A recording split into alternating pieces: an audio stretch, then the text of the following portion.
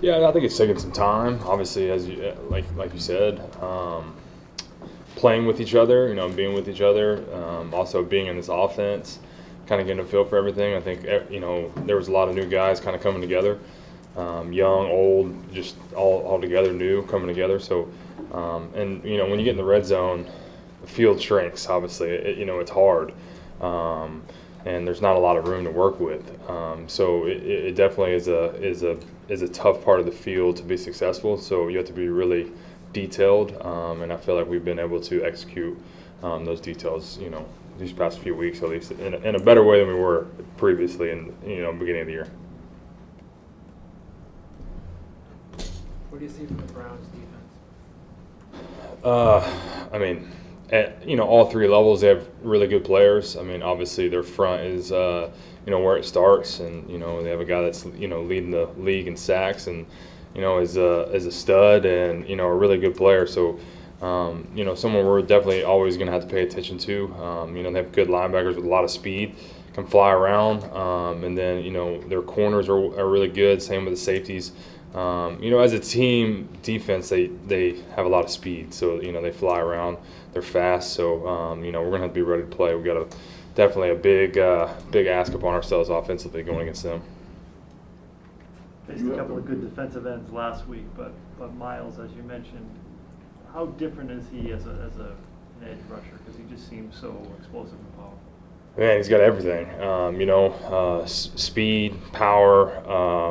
Kind of some wiggle. They move him around. He's inside sometimes. He's super dynamic and plays really, really hard too. So he's a tremendous player, and he's going to be tough to go against. So it'll be a big challenge for us this weekend. Is Clowney kind of the same? I know he's been in the league a little bit longer, but is he still as disruptive as he's been in the past? Oh yeah, I mean when he's a top tier talent. Every time he steps on the field, and he is definitely looking like himself. So he's both sides. It's definitely a tough defense to go against when you have two guys like that on either side of each other. So the O line, they're gonna have a big task on their hands. We're gonna have a big task on our hands just as an offense collectively.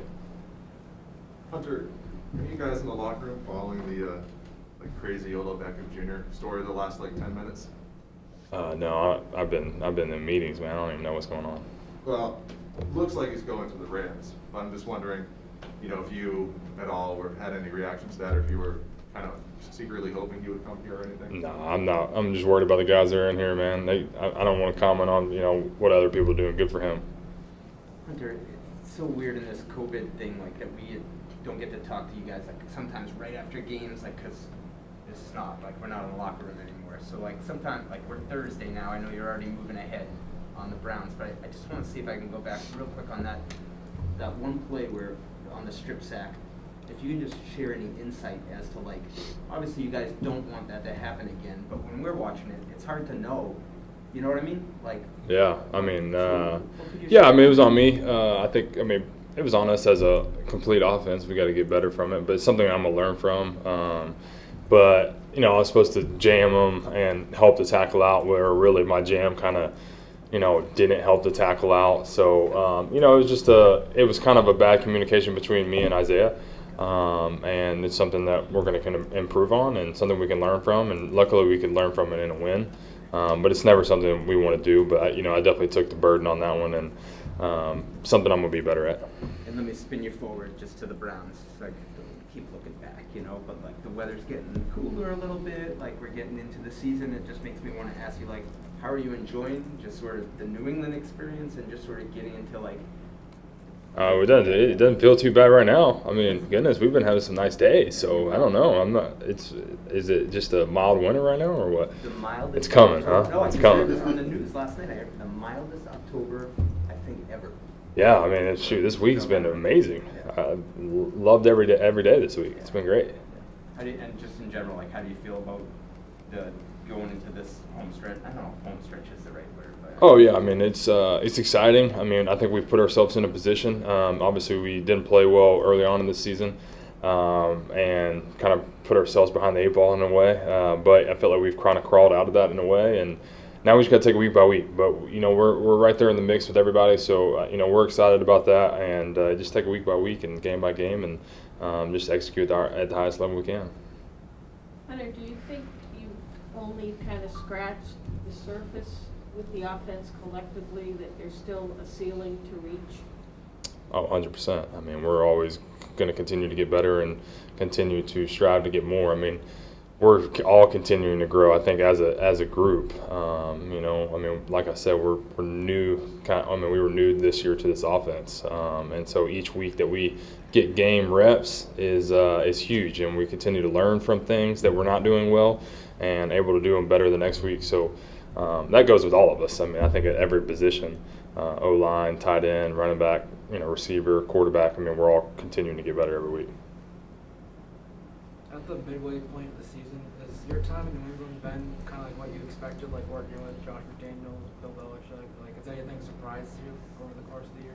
I mean, it's been a blast. I mean, I've really enjoyed it. I think my growth as a football player has been a lot this year, and just, you know, sometimes maybe people don't even see like little things that like just I feel like I've gotten a lot better just because of practice and the details that we talk about here. So very appreciative of, you know, Josh, Coach Cayley, you know, the guys in the room, and just the details that kind of go into, you know, how this offense works. Feel like I've improved my game in a big way. Quick follow-up on that, on Josh. Just like, it seemed like someone who's been around the game all your life, obviously, but like, what makes him a good coordinator from your view? Man, he's smart, and he's seen a lot of football. You know, he's seen a lot of football at this level too, and the highest level, and, you know, playoff football. I mean, just, you know, he's been around some guys, obviously, too, that, you know, have executed at a high level, too, some really, really good football players. So learning from them, you know, his experiences, what works and what he thinks works. So it's just, it's a joy to be around, and it definitely, you know, it helps, you know, make our job a little bit easier, and, you know, just how he sees things and how he can help coaches. It's been, you know, tremendous. And I know you're worried about more yourself, but like, do you ever take note of him and be like, Mac's lucky, you know what I mean, to have a guy like that just coming into the league? Oh yeah, it's huge. I mean, Mac, his knowledge of the game is going to be is going to be a lot. You know, just from Josh and all that he's seen throughout this league. You know, working with Tom for a while too. I think that's obviously a big deal. But you know, Mac is definitely lucky to have a guy like Josh. Hunter, the Browns are. I know you're not studying their offense, but they love tight ends. They use a lot of tight ends. I mean, who doesn't? So Right. I have to ask you. I mean, like, do you feel like, do you ever look around the league and notice that tight ends are getting a little bit more love these days? You know, some of the highest scoring offenses in football use multiple tight ends. And so I'm just curious your perspective on that. It felt like just a couple of years ago, you know, felt like everybody was going spread, and it was, you know, 11 personnel everywhere and huge point totals and stuff. But Yeah. is the tight end kind of coming back, in your opinion? I think it is. I mean, we're trying to make it come back, especially. You know, it's a cool position. You know, it's a fun position too, because we're asked to do so many different things on the field. So it's you know, behind quarterback, I feel like it's definitely one of the toughest jobs on the field. You know, of all that we're asked to do.